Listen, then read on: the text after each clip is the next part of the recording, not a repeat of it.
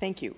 Senator Govt, I'm just curious when you decide what your decision process is as to when you give us a government speech on a bill, because you're making a speech on this private member's bill from the House of Commons today, yet last week you were the government sponsor of the bill C-46, government bill, and you didn't give a third reading speech, so I wasn't able to ask you after you concluded your remarks that day. You didn't really have any remarks, so I couldn't ask you what the income threshold was, as I had asked you after the second reading speech, and you didn't have an answer. So I'm just wondering what your decision process is as to when you make a government speech and when you don't.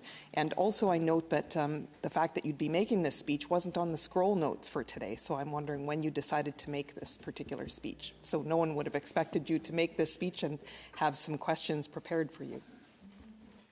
Senator Govt. Well, thank you for your question and for the care you'll take to prepare questions for me. I made the decision to give this speech today. It was after scrolls when it became clear that this was an opportunity to make a speech at a timely fashion.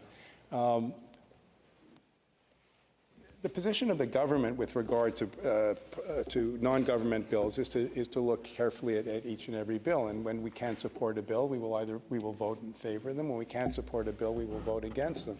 With regard to whether speeches are made or not, this is a bill that the government believes is important, and I thought that it would be of interest to members of the chamber to know that the government fully supports this bill, and to that end, I was pleased to speak today, and I appreciate the attention that was granted to me.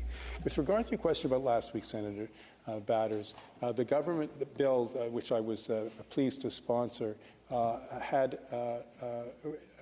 was an important bill that had to be passed by a certain time so that Canadians could get their benefits in a timely fashion, benefits which were important to them. And I made the decision in the interest of time and in collaboration and in discussion with others to forgo my speech so that we could make sure that the bill passed and Canadians got their benefits in time.